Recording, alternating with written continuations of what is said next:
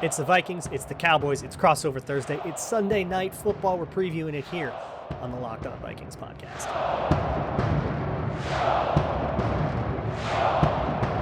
Ooh-wee!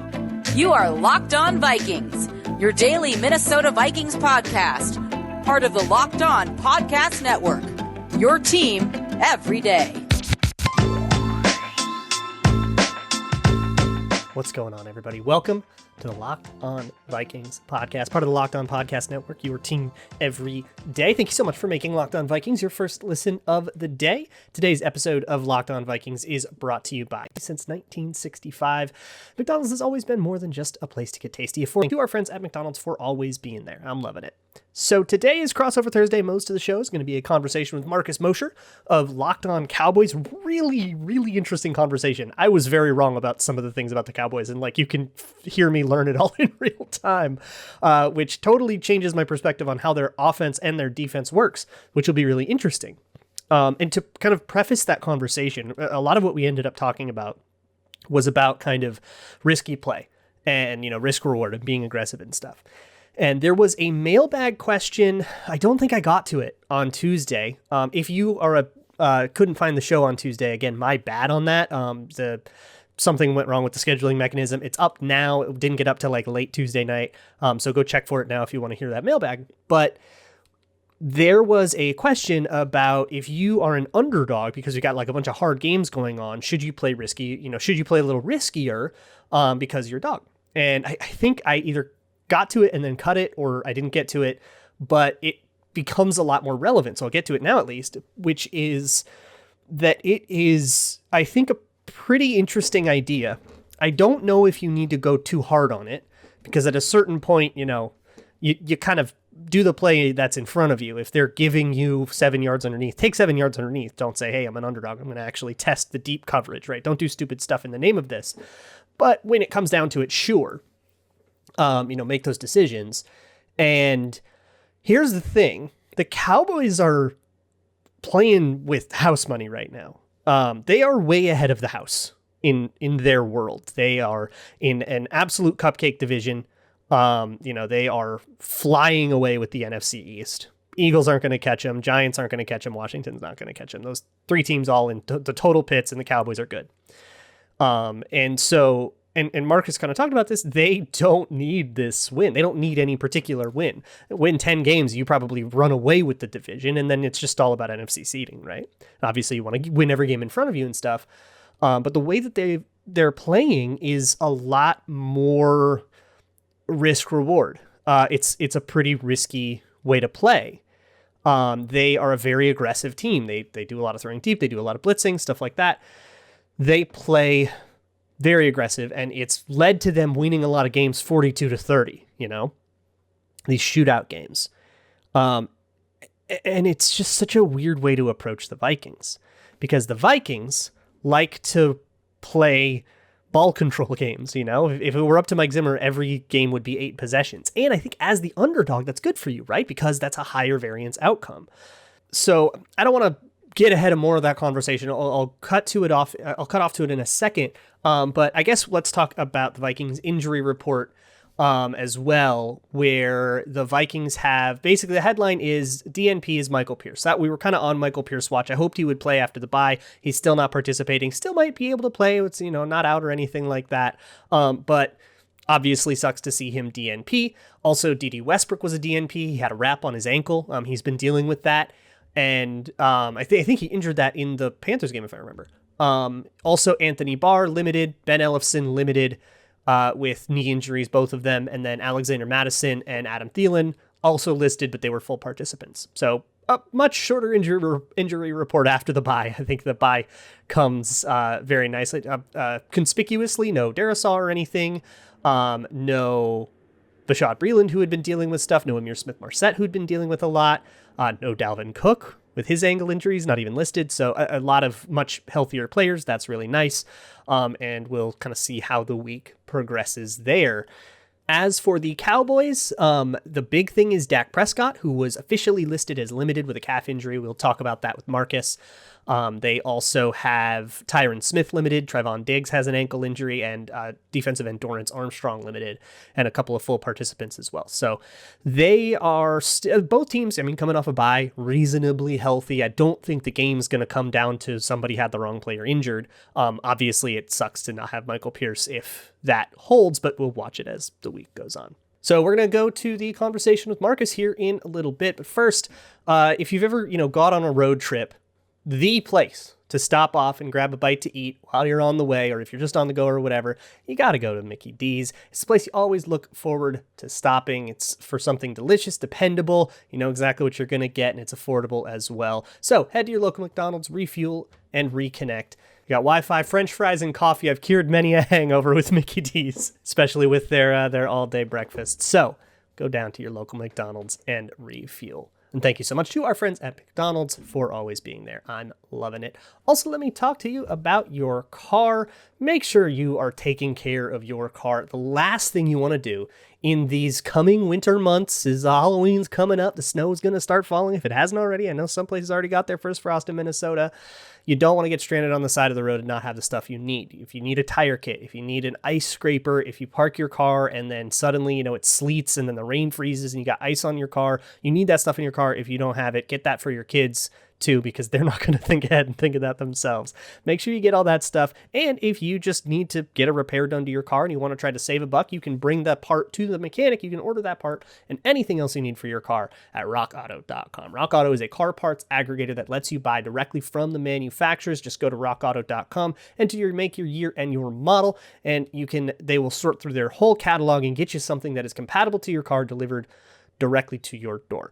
You don't have to ask somebody to look in the back and it'll take 2 to 4 weeks to ship, and then you buy it and they upcharge you because they had to order it special, or the mechanic's going to order it special and charge you out the nose for that. No, Rock Auto's been doing this forever online. They're taking care of you. So head on over to rockauto.com. At checkout, there's how you heard about us section. Let them know that Locked On sent you. If you don't, the rabbits will break bad. Rock Auto, amazing selection, reliably low prices, all the parts your car will ever need. And hey, real quick, before we get into the conversation with Marcus, the trade deadline show. It is November 2nd is the trade deadline of the NFL. We got a live show at the Locked On NFL YouTube channel, breaking down all the moves with local experts, the whole thing. Just search Locked On NFL on YouTube. It will be from 2 to 4 Central Time on the Locked On NFL YouTube channel live. Come through and we'll break down all the trade deadline moves that happen if there's a big old flurry of news right then. That is on November 2nd from 2 to 4. Now, without further ado, here's Marcus. Crossover Thursday here. I'm Luke Braun with Locked On Vikings. Marcus Mosher here with Locked On Cowboys. So, yeah, let's talk a little bit about the Cowboys. And I guess, well, now I want to talk about the defense because I have not looked much into the defense. All I know is it's Dan Quinn, so I'm assuming Pete Carroll cover 3 stuff. But correct me if I'm wrong there, I guess is I will. I will actually start right there. This defense is completely different than traditional Seattle. They run the lowest amount of cover 3 in the NFL through 7 weeks, which is shocking. Moved away. Right? I think Dan Quinn kind of used some of the time off when he got fired from the Falcons last year to kind of reevaluate some of the things he did, and some of the things he did well, and some of the things he didn't do well. This is a team that runs cover 1 more than any other team in the league. They're gonna put guys at the line of scrimmage. They're gonna be using some exotic blitzes, a lot of man-to-man. I don't expect to see a lot of drop into cover 3 zone in this game at all.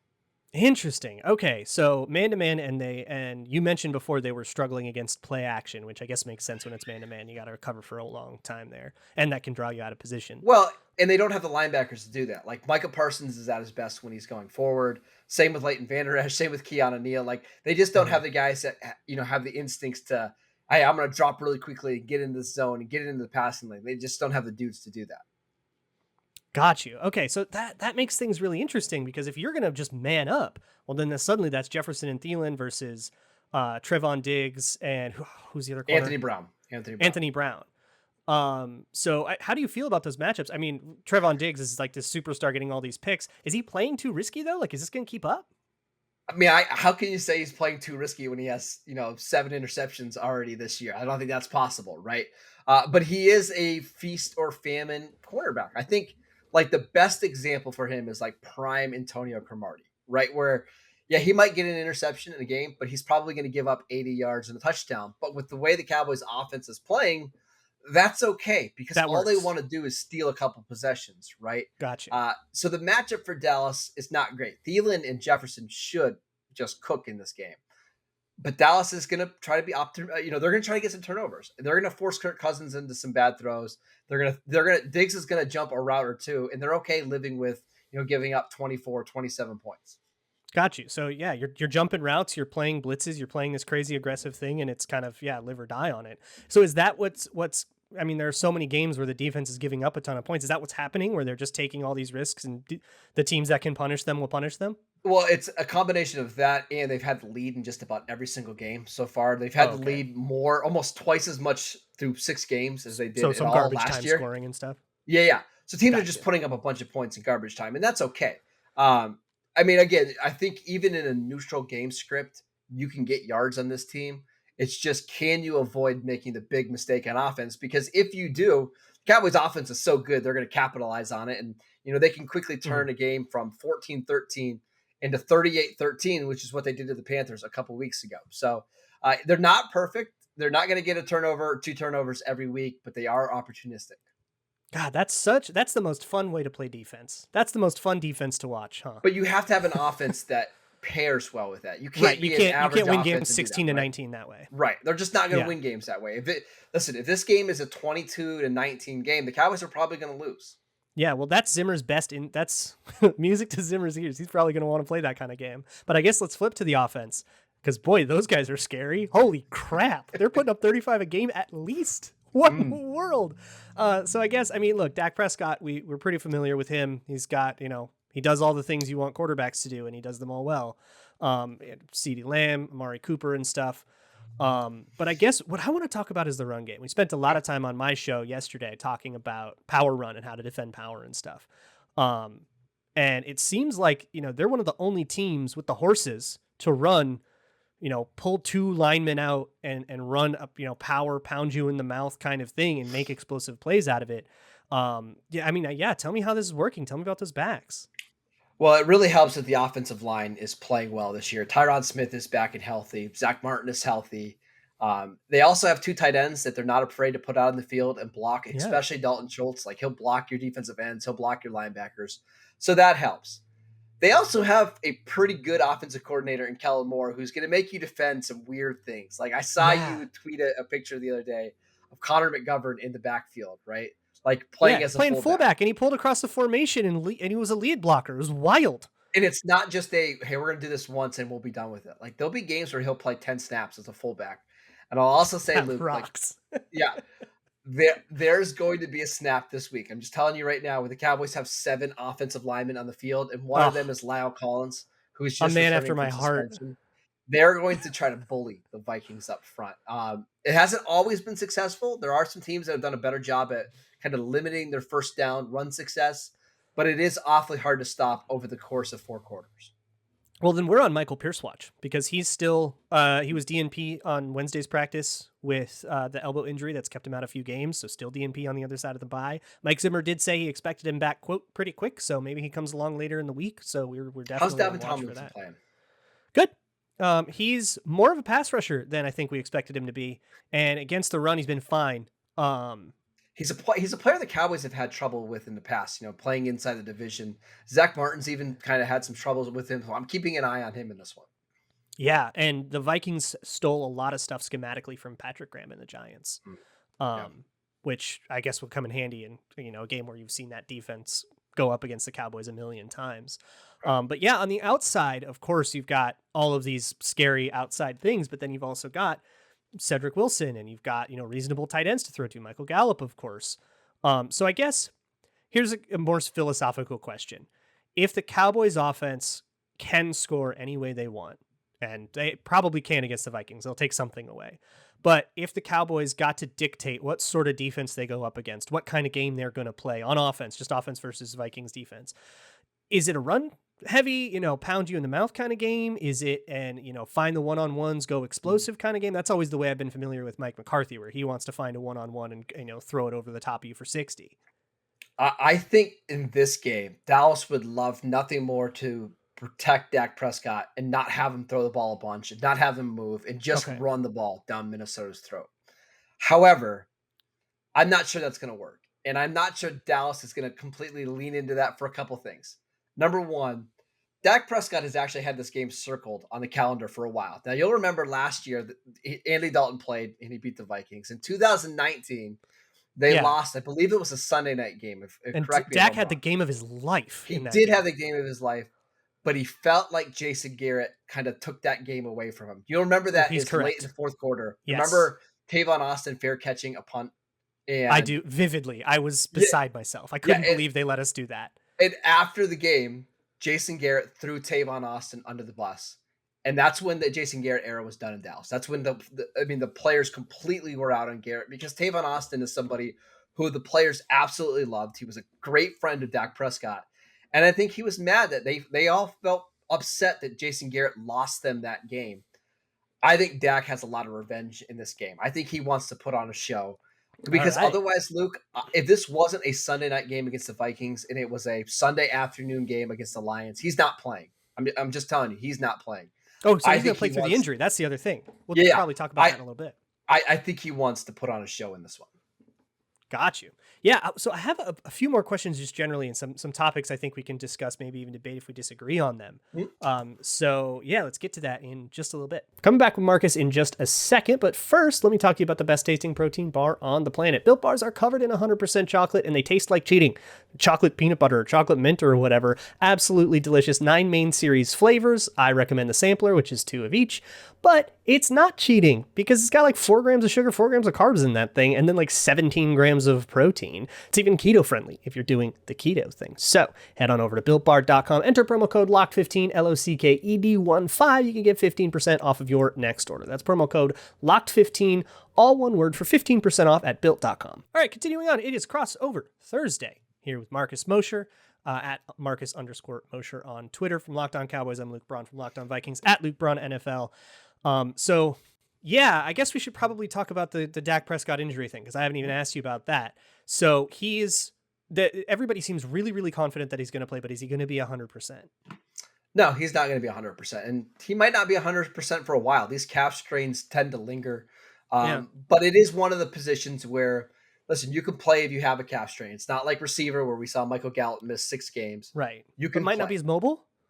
Right. Well, and here's the thing. The truth about Dak anyways is he's not really mobile anymore. Like, you watch Dak Prescott this year run compared to in previous seasons. He's got the schoolyard gene, though. Like, that's the thing I'm worried about. I mean, if he runs for 20 yards or whatever, I mean, I don't know. We've let big running plays go to Matt Stafford before, but like this one, I think it's just, I think the ankle injury has zapped a lot of his quickness.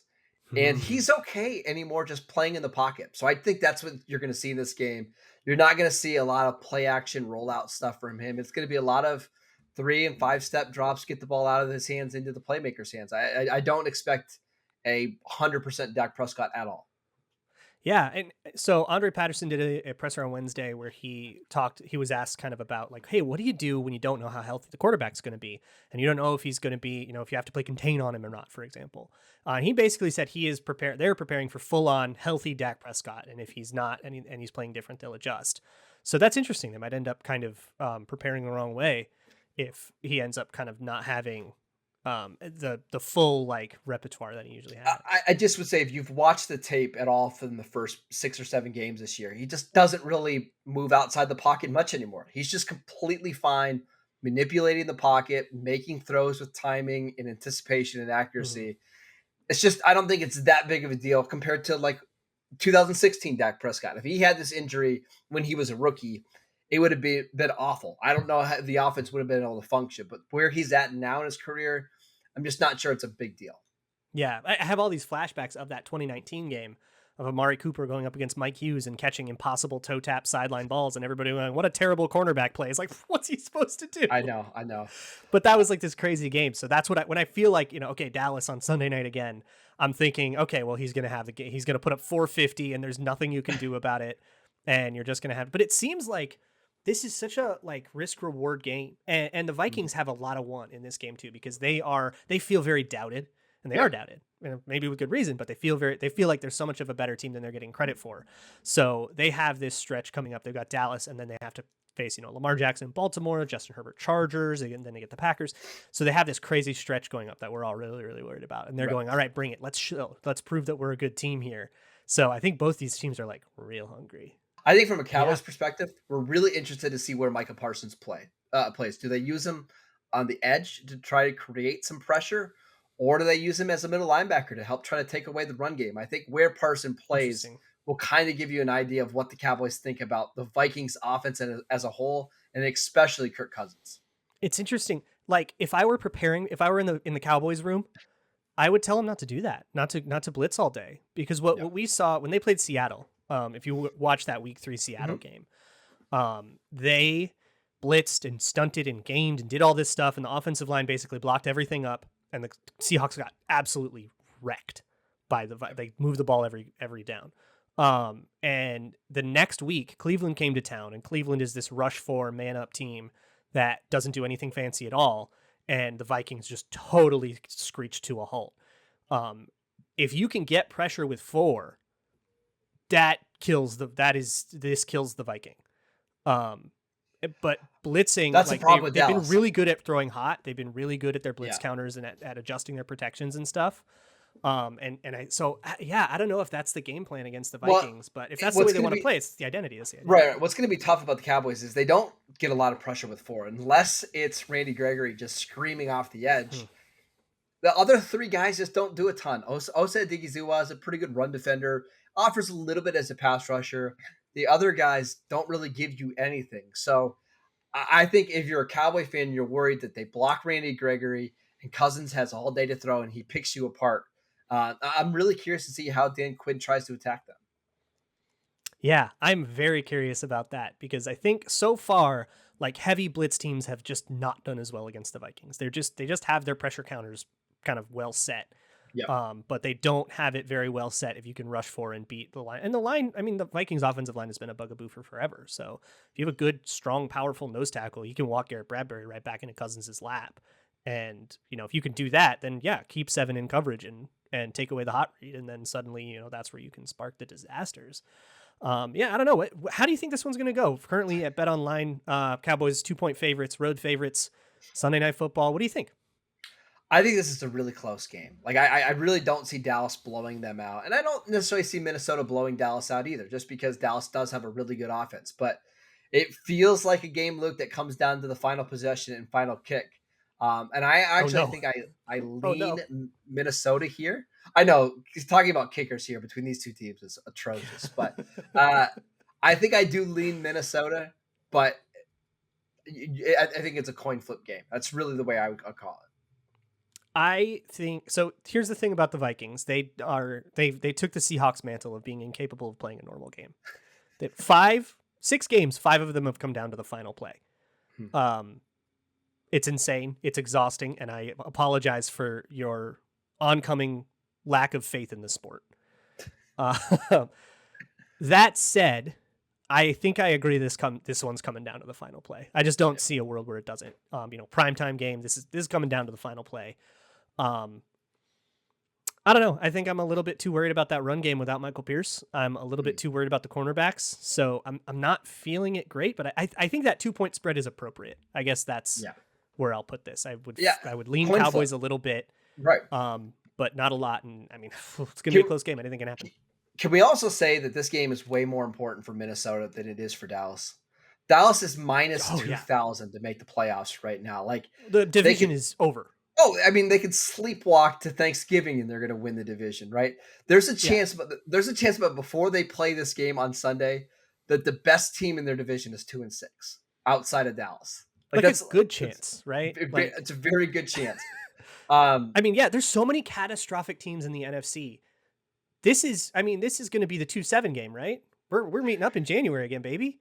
Yeah, I mean, I think it's a great chance. I mean, you think Minnesota's only going to be a 7 seed? They might be the 6th seed in this. They seem like cosmically destined to be the 7th seed specifically. So I kind of think Dallas is going to settle into like the 3 seed, because I don't know if they're going to be able to. The problem with the Cowboys' schedule is so soft that, and the division is so bad. I just think they're going to let their foot off the pedal a little bit once the 1 seed gets taken away from them, right?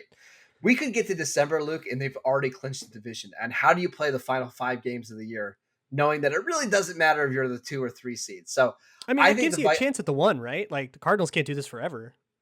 No, but I think Tampa Bay is going to do it. Their schedule is so soft, and Dallas already doesn't have a tiebreaker with them. But to me, this feels like Vikings-Packers first round of the playoffs. I'm just telling you right now. Oh, give it to me. Let's go to Lambeau and get weird. Well, hey, Marcus, thanks so much for doing this Crossover Thursday. This was a great conversation. Of course, we'll talk on Tuesday, right? Yeah, we'll talk on Tuesday, and we'll probably talk in January for some weird Nickelodeon game. I can't wait. For your second listen of the day, check out the Peacock and Williamson podcast. They're covering everything from the national angle. Brian Peacock and Matt Williamson doing a great job over there. Go check them out. I will see you all tomorrow. We're going to dig into some of that stuff. I want to dig into those blitz packages Marcus talked about. I want to dig into some of the man-to-man stuff because I told Marcus, I really don't think that's the way to do it against the Vikings. And if that's what the Cowboys do, that might be a throw. That might be a really bad idea that costs them the game. And I want to watch some tape and see if what I think will happen is kind of what's happening there. Seems like an absolutely insane way to approach a team like the Vikings. But hey, I'm not the guy that makes the big bucks. And maybe I'll come tomorrow and realize that I'm wrong. I'm super excited to investigate all of that stuff. In the meantime, you can find me on Twitter at LukeBraun NFL, shows on Twitter at Locked On Vikings. Get me your bold predictions. We're doing that on Friday, of course. So send me those if you have them. And as always, Skol.